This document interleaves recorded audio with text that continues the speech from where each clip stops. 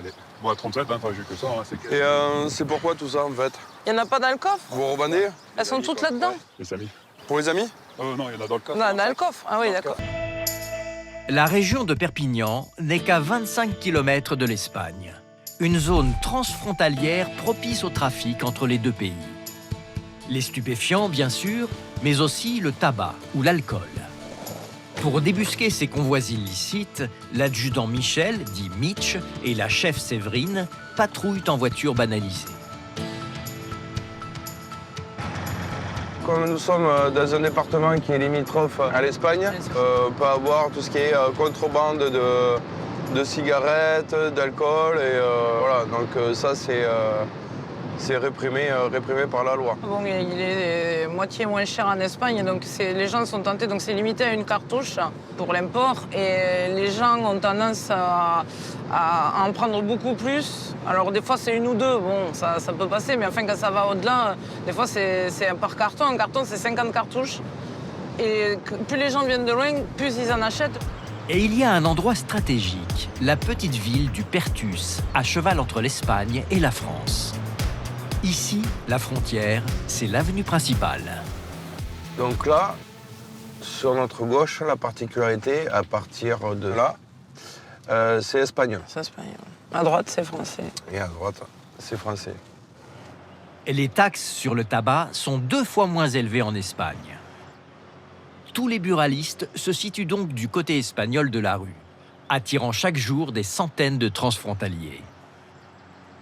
Ah tiens, un carton qui sort du bureau. Ah ouais? Ouais. J'ai vu un monsieur avec un carton dans les mains qui sortait du bureau de tabac.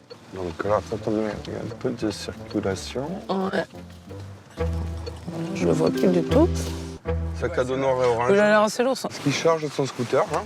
Ouais, c'est un scout. Je vais essayer de faire un petit passage à ce niveau.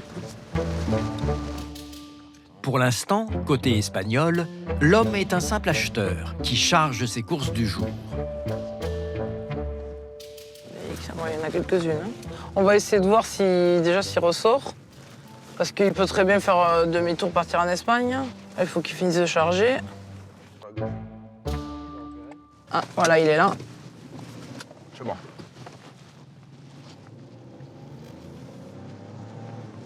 C'est bon, on est territoire français. Voilà. Et là, pour interpeller, pour intercepter... Ouais. Il y a beaucoup de circulation. Le but, c'est pas non plus qu'il tombe. Hein.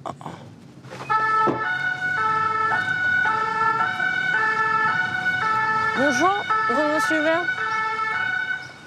Alors, il nous suit. Il arrive. Ouais, il est là. Ok. Oui. C'est très bien pour nous. Bonjour monsieur, contrôle gendarmerie. Bonjour. Vous pouvez me présenter vos papiers s'il vous plaît? Vous avez quelque chose à Vous venez d'où, déclarer? là, monsieur? Là, juste là, là. Du tabac en bas. D'accord. Mmh. Vous pouvez nous montrer ça? Ouais. Bah, tenez, hein, ça va être dur. Hein. On va pas s'embêter. Hop, tenez. Alors, 15, 20 et 2. Ça fait beaucoup, vous êtes limité à une cartouche. Hein. Ouais, je sais. Là, il y a 37 cartouches, 1770 €. Vous allez nous sortir tout ça, Vous monsieur? sortez tout ça, s'il vous plaît? Allez. Vous voulez les mettre dans quoi? Ça commence. Non, mais Ah ben attends, on va là, déjà aller On va voir. voir, on va compter. Allez. Bon, à 37, hein, enfin, j'ai que ça. Hein, Et c'est pourquoi tout ça, en fait? Il n'y en a pas dans le coffre? Vous revendez? Elles sont toutes là-dedans? Les amis. Pour les amis? Non, il y en a dans le coffre. Non, dans le coffre. Ah oui, d'accord. Et dans le sac. Vous en avez aussi. dans le sac? On va sortir, on va les poser au sol parce qu'on va les photographier. Ça marche. Par famille, Yada. Après, ouais, pour les amis. C'est dommage, si les amis passent les commandes, c'est monsieur qui va être entendu. Ah, là, vous perdez tout, là. Vous fumez au moins ou... Non, je ne pas. Ah oui. Vous fumez d'accord. pas, en plus. Ah oui.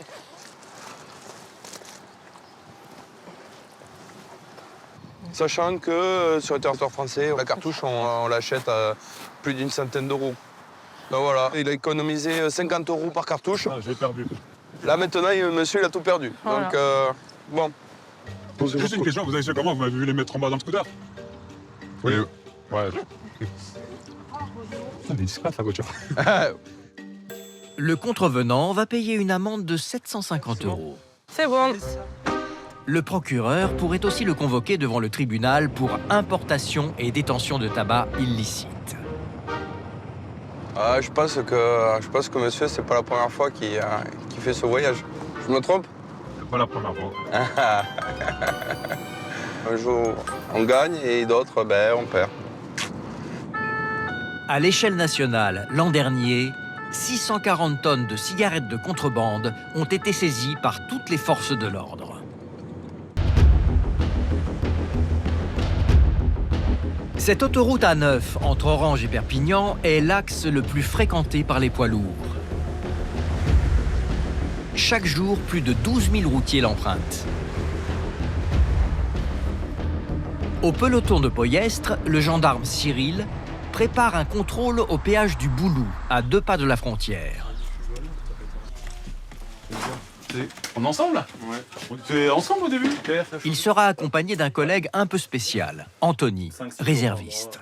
5-6 jours par mois. En moyenne, c'est 60 de jours par an. Un réserviste qui est routier la semaine et gendarme le week-end, c'est vraiment une bonne complémentarité, quoi. Nous, on contrôle quasiment toujours de la même manière, toujours les mêmes choses, et Anthony a une autre approche du métier, bien plus pratique. Mon collègue a l'habitude de contrôler les routiers, mais c'est vrai que je vais peut-être apporter cette expérience que j'ai moi de la route au service de la gendarmerie. T'es armé? Ouais. On va les contrôler les routiers. Allez, on y va. C'est dimanche. Normalement, seuls les camions frigorifiques transportant des denrées périssables, les transports d'animaux vivants et les autocars sont autorisés à rouler. Et ce n'est pas très difficile à vérifier. Passeport, permis de conduire, ok. Bon, c'est tous les mêmes cartons. Hein. Textile. Textile? Textile, voilà. Ah, textile. Textile. La compagnie m'a dit de marcher. Ah bah oui, comme d'habitude. Vous n'avez pas le droit de circuler aujourd'hui. Votre camion est immobilisé jusqu'à ce soir 22h. Ok. Ok. Allez, close. La plupart des routiers étrangers connaissent parfaitement la législation française. Mais quelques-uns tentent de resquiller. Là, on a un poids lourd dont la barrière ne se lève pas facilement là. Et en général, quand ils savent qu'ils vont être contrôlés, ils perdent un peu de temps à la barrière en se disant ils vont peut-être contrôler un autre véhicule que moi. Comme ce routier immatriculé en Belgique qui intrigue les gendarmes.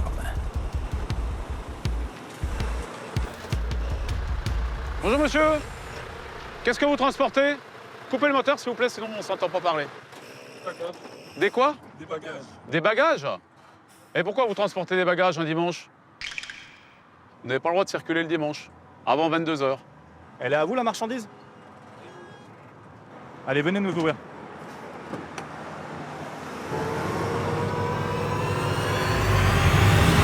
Oui, en fait, on vous a commandé X colis pour emmener ça au Maghreb.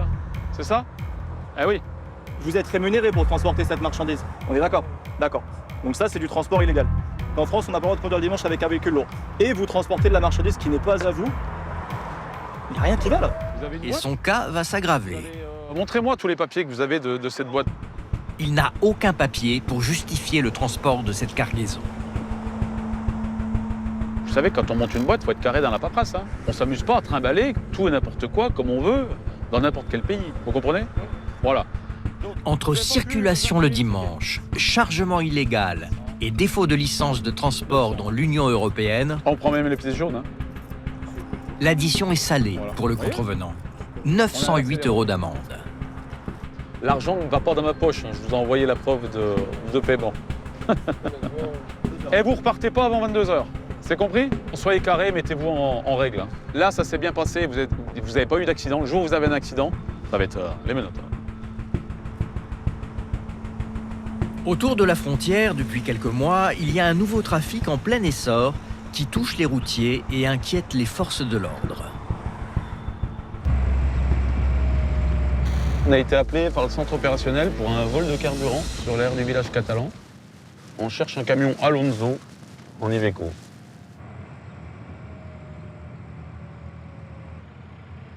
Tu sais bien parler espagnol, toi, Anthony? Ouais, je me débrouille. Avec des réservoirs qui peuvent atteindre 1200 litres, les semi-remorques aiguisent l'appétit des voleurs.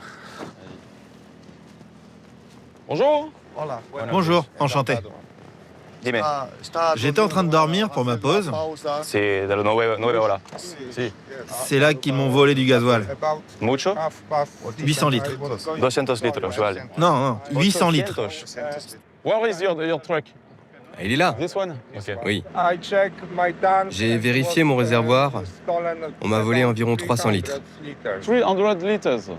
C'est des camions frigo les deux. Hein. Les moteurs, ils font tellement de bruit des frigos que les chauffeurs, ils entendent rien. Et les mecs, ils sont pas cons, ils en profitent. Ils passent la nuit, ils ouvrent, ils prennent ce qu'ils ont à prendre. Et ça fait 2 victimes en une nuit. Et là, il y a au moins 1000 litres entre 2 camions, quoi. C'est malheureux. Donc on voit bien que là, il y a eu une mèche ou un coup de tournevis qui a été mis sur le bouchon de réservoir pour pouvoir forcer la serrure. Une fois que le bouchon il est ouvert, c'est jackpot, ils volent tout et c'est super simple pour eux. Y para ti, cuánto vale 800 litres? Es mucho, non? Plus de 1000 euros. Más de 1000 euros. C'est une journée gâchée. Je fais très attention. Mais bon, c'est arrivé. C'est la crise pour tout le monde, malheureusement. Et les vols comme ça se multiplient. Pour les gendarmes, il n'y a plus grand-chose à faire. Vérifier les factures de carburant des deux routiers, Puede venir conmigo por la dirección de la empresa. et surtout leur établir sur place le début d'une procédure pour vol à donner à leur patron. Là, on rédige un procès verbal de dépôt de plainte. On le fait sur place. Pour eux, le but, c'est de ne pas perdre de temps. Hein. Un routier, faut que ça roule. Hein. Merci. Mucho gusto. Allez, bye. Sur ces routes du Sud, les gendarmes doivent donc sans cesse s'adapter à de nouvelles délinquances. Les réveils des routiers sur les aires de repos sont parfois difficiles.